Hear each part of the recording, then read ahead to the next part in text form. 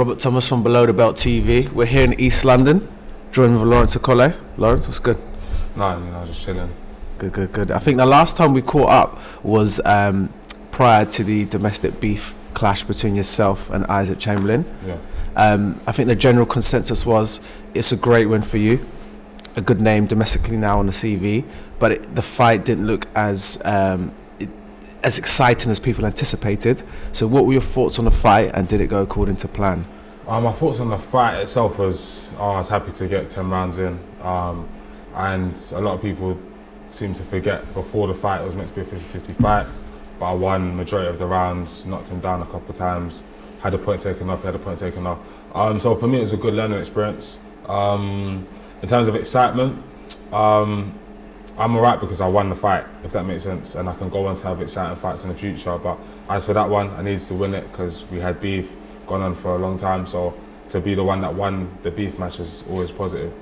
Were you expecting Isaac to be so passive in the fight? It seems like obviously the size difference and how he used that in a remarkable way to form part of the overall strategy to get the W, like you said. But did you expect him to be that passive?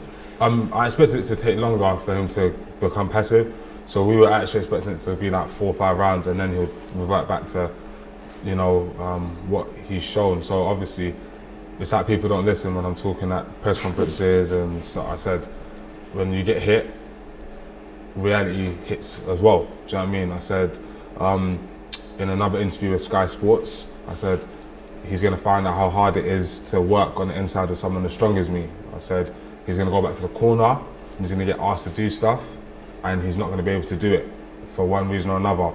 All those things took place. In terms of the fight, I think I had some stuff to do with how the fight looked as well. I think I was over eager, trying to hurt him, trying to get action off, so it meant that I was pushing myself forward, and where he was coming in low, trying not to get hit clean, we kept clashing, as opposed to me just using the distance. Yeah. So I have to take some, blame for it. But at the same time, I won. The WBA Continental belt is at home. My sister sees it every day, smiling. So does my mum. So in terms of that, I'm good. I've done 10 rounds, so now I get to push on to the next level. So what was going through your mind when you got the first knockdown? Because that was earlier than anticipated.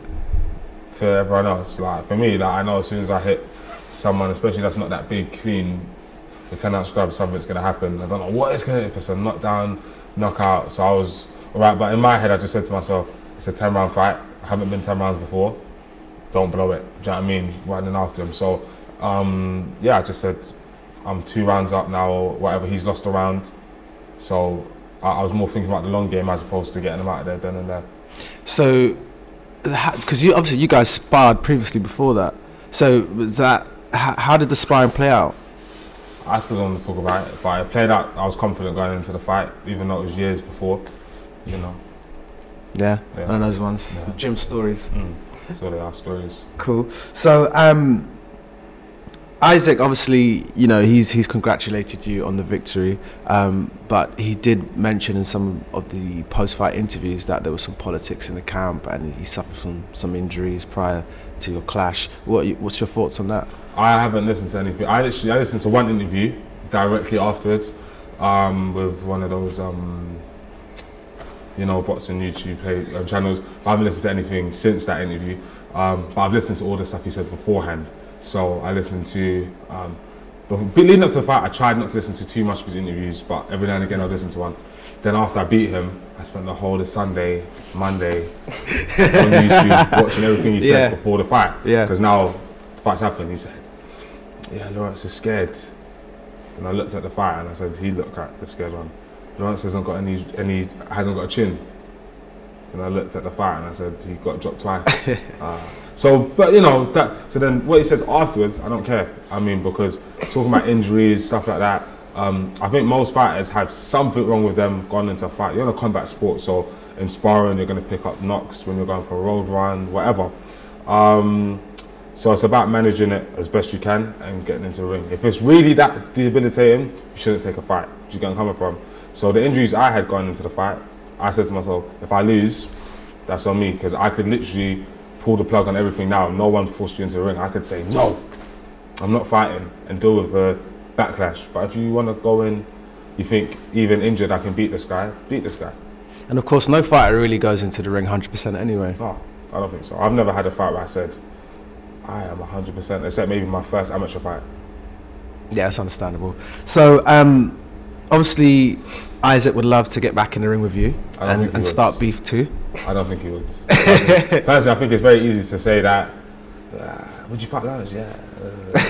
But it's like, from the interview I heard of his, he spoke about Lawrence is big, Lawrence used his weight, Lawrence used his size, all this stuff, and then I'm thinking, okay, so what would be different in a fight, like a rematch now?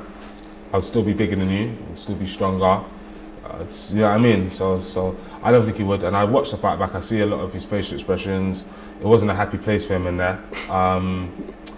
So it is what it is, but in terms of the Isaac Chamberlain thing, I actually rate him for sticking in there, going to 10 rounds, even though obviously the size, me pushing, pulling, it gets frustrating, and he did well to be mentally strong enough to see it out.